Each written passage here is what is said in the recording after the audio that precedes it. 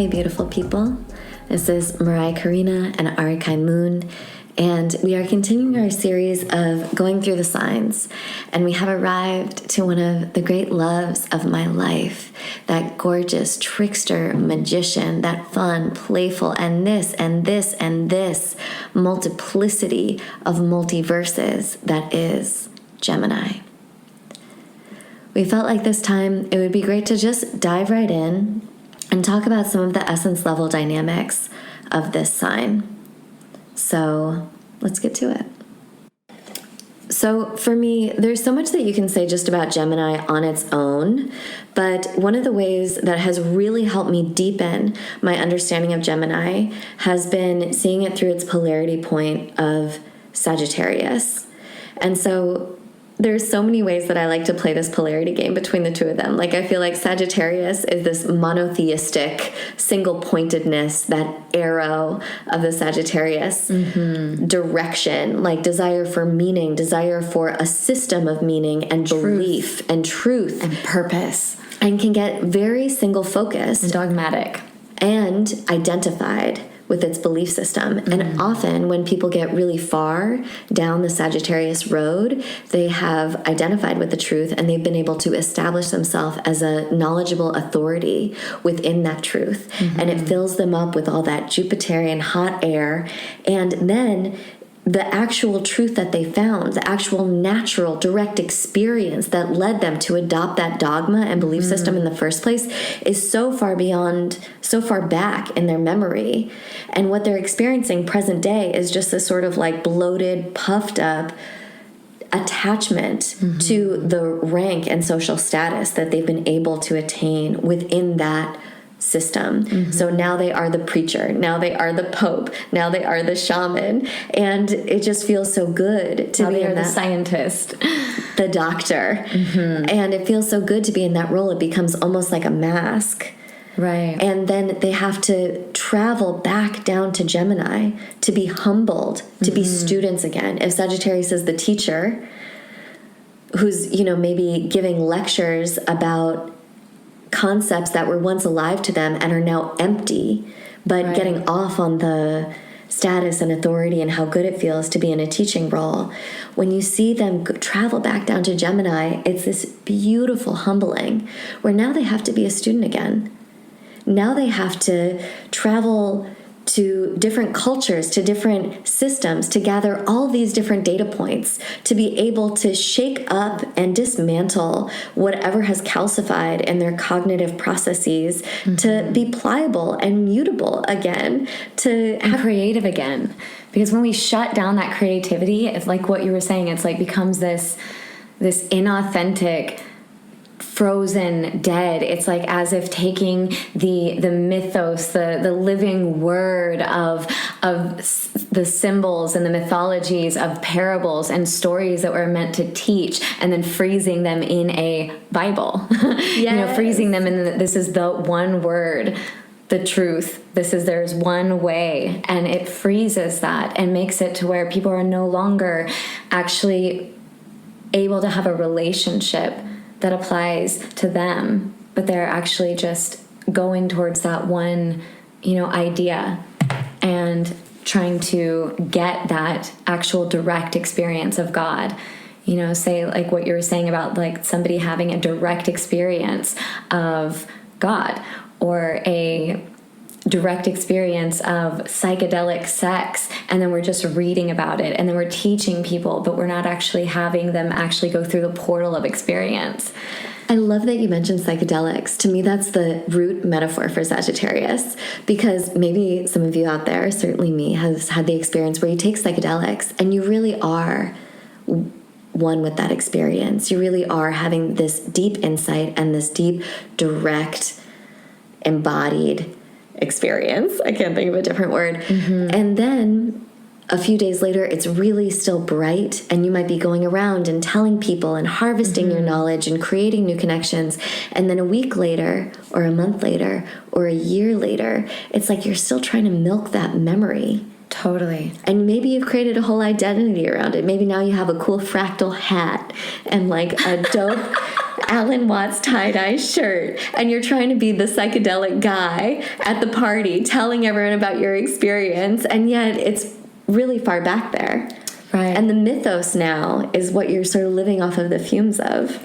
Or even if you take it a little bit from like the superficial, fractal hats and hug signs, but we also take it to having those grand visions that radically change our life, and imagine that it's like, okay, ayahuasca has now sent me on this mission of this purpose. I'm to create this. I'm to write this. I'm to arrange my life in this way. And then you start on that journey.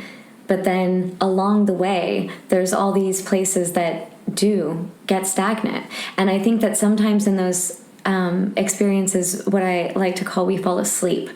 It's like we have these direct experiences. We wake up inside of the dream. We become lucid. We get the transmission. And then along the way of actually trying to integrate and actualize that transmission, we fall back asleep. And that's what I think the magic of, for one, consistent psychedelics and ways that bring us into those embodied experiences. That's when I think that one of the saddest things about religion is because we took something that potentially, I'm going to just like be optimistic and say that we were really going off of something that was a direct transmission and an experience at some point down the line. We're just going to be optimistic about that. Not saying that for sure, but benefit of the doubt. But I'm going to give it the benefit of a doubt that maybe Jesus was like Dionysus, and that the wine of the sacrament was a psychedelic wine with the ergot mushrooms, and the deep cave rituals were happening, and people were having a transcendental experience, and yet then we create an entire religion for thousands of years after that for people to follow the frozen, hollowed words of something that echoes something divine, but no longer is actually present and living and rocking them. And I think that that's why actually being able to stay lucid or do these things that actually bring us into those transcendental experiences gives us that Gemini medicine to, like you said, decalcify and unlock these places where we can be more creative, where we can be more open to trying on different lenses of perception. Like so much of what I feel like there's this spiritual idea of like, I don't need to take anything outside of me. I have everything inside of me to resource, blah, blah, and it's valid to do your meditation practices, to do everything that like helps you integrate these things. But one thing I do think is invaluable about taking plant medicine and really opening ourselves to the consciousness is that something I cannot know, like ayahuasca gives me a different perception of reality. Like what she has experienced for thousands of years living in the Amazon jungle is something that's far different than what I can experience on my own. It's a consciousness. It's a consciousness. And even if it's just simply that plant has a different experience. And that's what I think is the medicine of Gemini, is like being able to try on the lenses and perceptions that really alter that are completely different, And that's where all the gifts of Gemini are to me, is like in that chameleon place where you're willing to try on different lenses. You're willing to melt what you've been. To me, the Gemini perpetual song is like, and what about this and this and this? Well, how about this? What about this? Right? There's this openness that I think we lose when we're rigid in, shadow Sagittarius, where there's this openness of, ooh, let me go to a different culture. Let me try a different language. Let me do this ego melting experience. Let me research this. Let me juxtapose this piece of data with this piece of data and be willing. To me, it's also, that's what I mean by monotheism to, like this pantheon of deities, is you're like, let me be Apollo, let me be Dionysus, let me be Pan. It's just totally. Like that Gemini magic of play and of storytelling and of tricksterdom and being able to create worlds happens when we're pliable and mutable and have lots of cards to throw, have lots of tricks in our bag of magic, have lots of trades that we can be a jack of. Right. and the ability to be like that magician trickster that's jumping into all of these because you're not so attached to this one way of being. And it's so valuable, you know, to be able to hold that, you know, Sagittarian stamina and anchor in, you know, an energy, an element, a polarity that you're really anchoring in at the time. But then there's such power to being able to jump in and out, and be fluid and mutable, because Gemini is a mutable sign. And it's also so fascinating to have that kind of medicine offered to our relationships, because I think that so many times inside of relationships we create these roles, and sometimes that really feeds our relationship. I love to play roles, but sometimes that's the very thing that we end up getting imprisoned by and stagnant and need to break free of. And a lot of times there's all these codependent, toxic, explosive, challenging things that arise inside of relationships because of simply just needing to break out of that. And I think that a lot of times that Gemini medicine can like jump into the other polarity, the other element, and free itself, and then therefore give the other an invitation to free themselves. You know, so they're not just like making everyone else in the room polarized to whatever they are, you know, desiring to be, and holding that, and everyone else must be that, and they have to like leave that person in order to experience this other aspect of themselves. You know, Gemini really allows so many different parts of somebody to be able to have space inside of that relationship or inside of that experience. My teacher Dawn always said relationship roles work until they don't. Right? Like a lot of times you're happy, you'll be the messy one and I'll be the caretaker, or you'll be the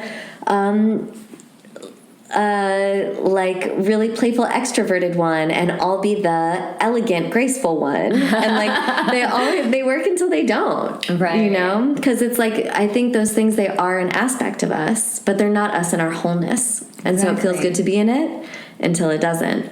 And that's why Gemini is so queer. Yeah.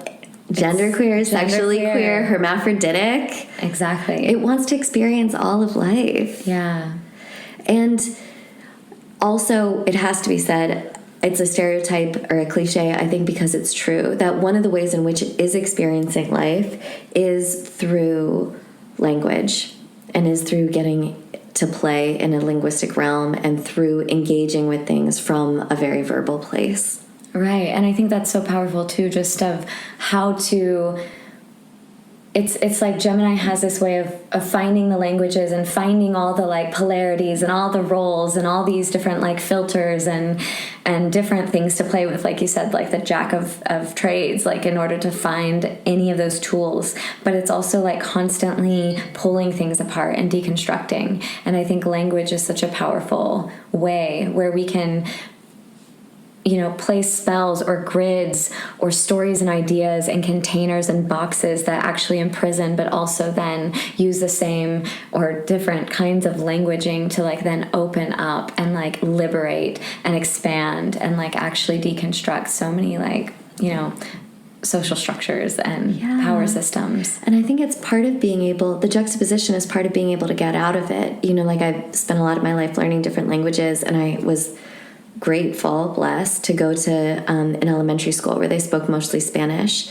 And I think just having that juxtaposition of like, oh, there's English, but there's all these other languages, and English has this word for something, but there's another word for it.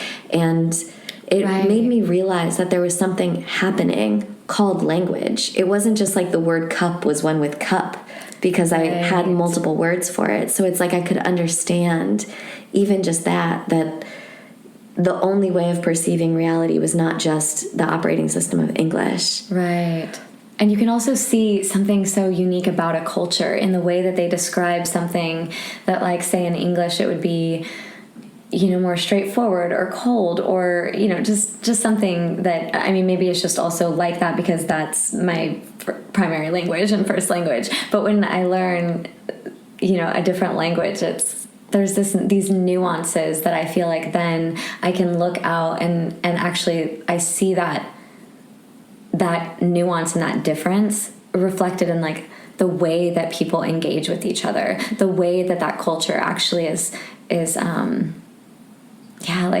language entrains and a certain way of being, and the certain way of being informs the language. And I feel like this happens not just with whole, spoken languages like English and Spanish, but with modalities, with paradigms. Like if you're speaking the language of science versus of theater versus of mysticism. And that's why whenever I see someone with strong signatures in the third house or in Gemini, it just signals to me that they're in this deconstruction process, which to me feels like a very delicate balance between, on the one hand, being able to melt and explore and be novel and be mutable again with all those amazing, playful, joyful trickster gifts that we were talking about. But on the other hand, it can be very difficult or needs to be counterpointed with also maintaining a certain level of psychic or psychological cohesion. Absolutely. Because that deconstruction process of your entire reality melting, your entire identity being demolished is really intense. Like I think about my mom, both my biological mother and father have some of the most Gemini I've ever seen.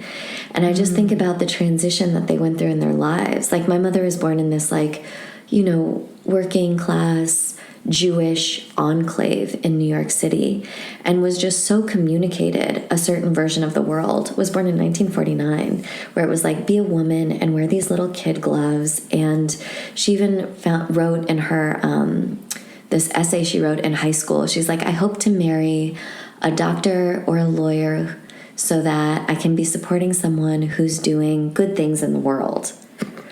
That's the life that she was living. That's like the social sphere that she was born into. Everyone she knew was Jewish.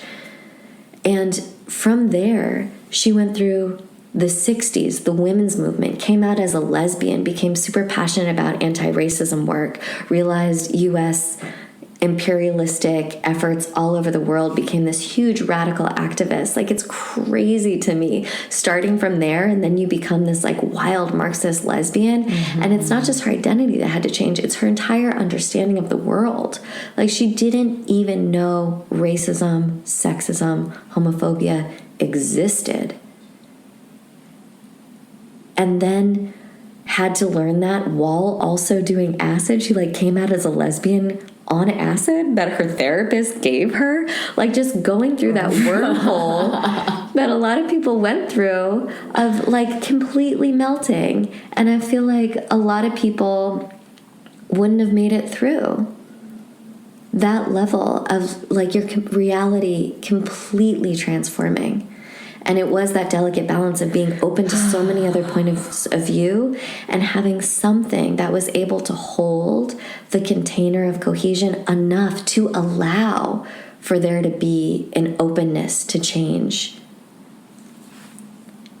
I just think it's so profound too, just how, like, what a warrior. And maybe because Mars is in Gemini right now, retrograde, I think of this, but even what you're saying, it's like, if you knew Maraya's mom, it's like, she's so sweet and so beautiful. And you just don't see her as this like fucking warrior, activist, Marxist lesbian that was like there before any of, like, doing the groundwork, like literally laying such profound groundwork for all of the gay rights and the AIDS awareness and just and the so women's much. movement, like realizing sexism existed. Like, I think it's hard for us nowadays. Like, imagine no one even talked about sexism.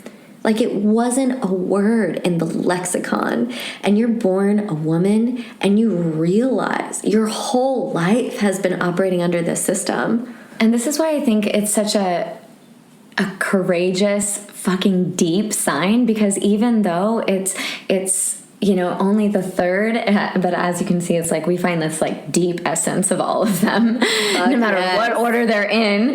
But it's like really taking these parts of our egoic structures, these parts of our communication and the building blocks of how we see ourselves, like of consciousness, of how we are reflected, and being able to allow that to be like completely dismantled, systematically dismantled. The tendency to see the thread and then to pull it apart, and then to see it not only inside of you, but also inside of every part of society, inside of every interaction. It's like, and then to have the courage to pull that thread until it unravels every aspect of your life. Yes. That's so profound. And it's world changing. Like, it was those women absolutely realizing this happened, burning their bra, advocating for equal rights, meeting together in consciousness raising groups, right? Realizing they were gay, coming out as gay, like fighting, having to fight society and all the belief systems about it, having to fight their parents. That changed the world. That changed the regular everyday frameworks and worldviews that we now exist within. And I also think that it's really interesting just how, like how people can really coat over this and like this ditzy or this like pop culture or everything's becoming a fad, or they can really kind of degrade and invalidate these realms of Gemini. But when you look at that, especially like fast forward 40-50 years and then now it's just infiltrated inside of our awareness. So we take it for granted, the revolutionary experience that this was. But to me, it's like as we've been going through these deconstructions of power and decolonization and our own ideas of gender and sexuality and racism and really pulling it apart over the last 5 years, I feel like people are invalidating. They feel like it's just like pop culture kind of thing, or like maybe not pop culture, but more of it's like a fad, and it's kind of like becoming a place where when we say these words, it kind of gets diluted by the tendency for people to see a radical political oppositional way of deconstructing like the very things that we are functioning in every day, and use that as a defense mechanism to not be penetrated by that, because that egoic processing system is so strong inside of us that I think that it really does take a fucking strong Gemini to be willing to allow it to really penetrate without that invalidating or numbing tendency. And I think that's why Gemini is such an antidote to narcissism, because it's bringing up that tendency to say, like, can you see this other side? Can you empathize? Can you put yourself inside of this other experience? Right. Can you see outside of your own rigid way of understanding things? And what does that mean about you? Because we have a really strong tendency to be able to empathize when it benefits like what we already think about ourselves. Exactly. When it supports that egoic structure, that primary process. Mm-hmm. But when it actually starts to dismantle that, it is really hard to get through those layers. Mm-hmm. And I think that that's when we see the most, pushback or invalidating, degrading, demoralizing, people even just calling it ditzy or crazy or whatever it is that they want to say. Because I think they don't necessarily identify that curiosity, that willingness to be like, well, let's explore over here. And what about over here? And how does that relate to this, that, and this, and this? Well, what about that thing about Gemini? I think it does get characterized, like they say, a mile wide but an inch deep. Like, it can look a little aimless, or it can look a little information for information's sake, or just wanting to read the headlines of things, just wanting to read the magazine article about it. And I don't think they realize that the deeper cognitive process that happens when we start juxtaposing things, one, leads to revolutionary modes of thought and being, but two, is part of that willingness and that openness to change, which, like we were saying, might mean that there has to be a certain level, or like I think works best if there's, I'm thinking about that thing kind of like the safer someone feels, or the more trusting they feel, the more willing they are to take risks. Mm-hmm. And so right. I feel like it's like that, with Gemini, where it's like whatever it is in the karma, in the soul, in the openness, if there is something that's able to hold that container, then it just means that the dismantling can happen in a different way. And then I think the other shadow side of Gemini is that if that isn't there, it can lead to this frenetic panic and sort of this kind of random defensiveness to different things, especially because there is that sensitivity to words and language. So a real fragility to criticism, or fragility around its egoic ideas, you know, like its egoic identity of itself, or its perception of reality. And when that gets threatened, what is the capacity to really hold that unknown? And even feeling like its reality or its truth is under constant threat. And so it needs to be asserted all the time. And getting into this real scarcity mentality, like it's either my truth or your truth. And mine needs to win because it feels like life or death. And I think that's when like the Gemini true function is being really severely stunted and threatened. You know, I feel like when it's like like when you have a strong capacity to hold that Gemini energy, I feel like that's when you're able to, and it's interesting because I think that what you were saying, it's like, oh, this and this and this, it can look like this wishy-washy or not focused or just simply curious or light kind of way of thinking or gathering information. But I also think it can be very, maybe in just my own personal expression of it, it feels very pointed in the way of there's this, this, and this, and this, and this, and this is how we can draw the connections and like open the capacity to hold all of these seemingly disparate parts. And I think that that's when we are faced with people that don't actually have a strong capacity to hold all these complexities, all these multidimensional layers of reality or layers inside of society that then start to contract and, you know, attack the invitation to actually expand. That's the putting your sword in the sand for your monotheistic God comes in place. But it's true. I think ultimately there's all of those dots. Sometimes it is a little aimless, I think, but sometimes it can really come back around into just a super deep, incredibly intricate, complex system understanding and analysis. Like so many of the people I know who are some of my dear friends who have strong Gemini work in climate change or work in regenerative and sustainable textiles. And I feel like... And patterns. And I feel like Gemini moon people are so good at seeing different systems and tracking the patterns and then finding these ways where you can affect change through them. And specifically also where thought forms and words affect these different like layers and patterns. And that's also how Gemini is a warrior, because I think a lot of Gemini is actually about bringing in something new.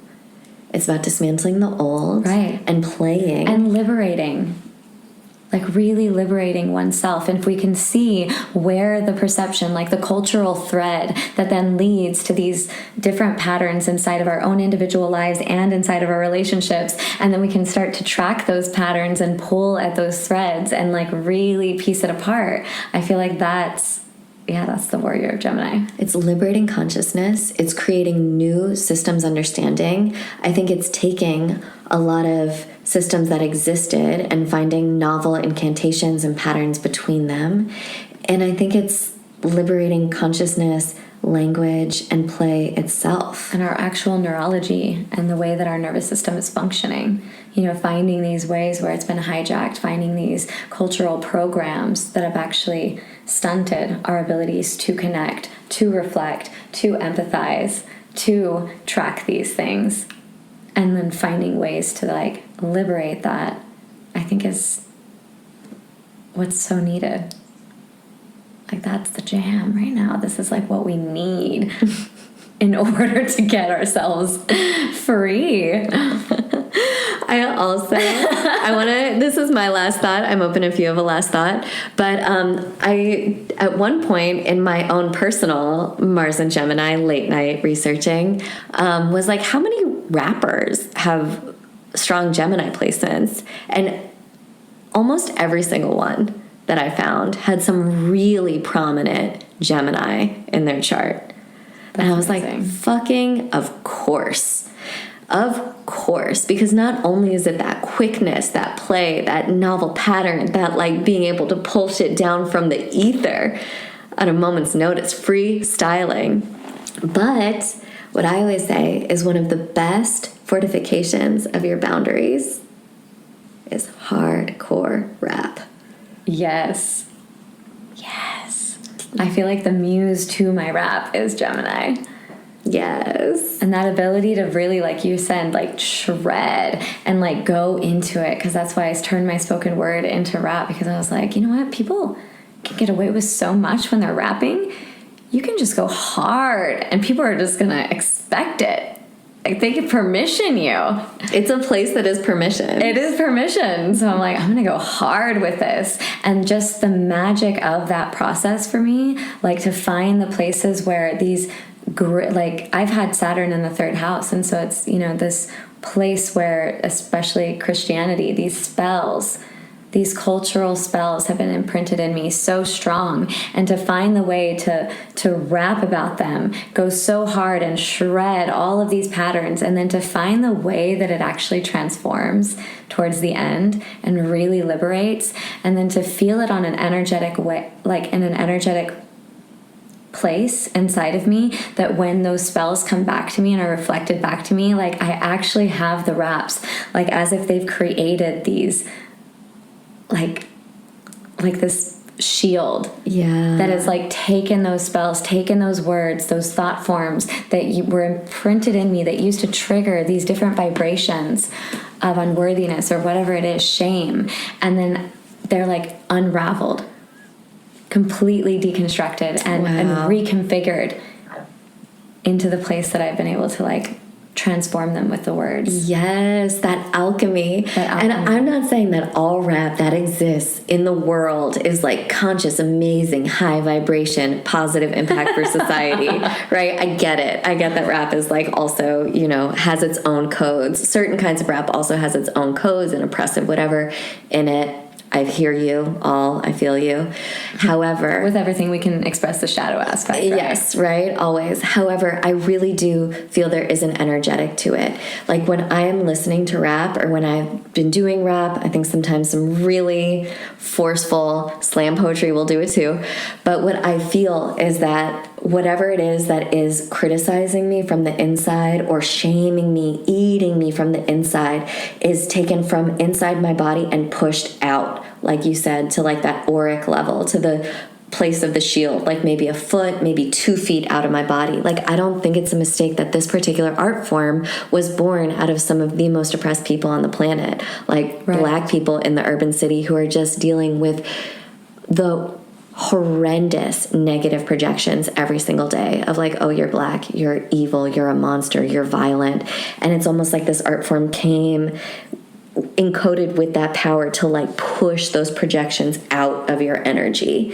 And so thank you to the origins of rap. Thank you to all the amazing Gemini magicians who brought this art form in, because I swear it is medicine. Like whenever I'm feeling eaten from the inside, like doing rap, rapping myself, listening to rap has that power to take it out of my field and to fortify my shield against it. Yes. Cool. So thank you all for being with us. On that note, I'm going to close it up. We really appreciate you all. Thank you to the great spirit of Gemini. Thank you to all of you magical tricksters out there. And we'll see you next week.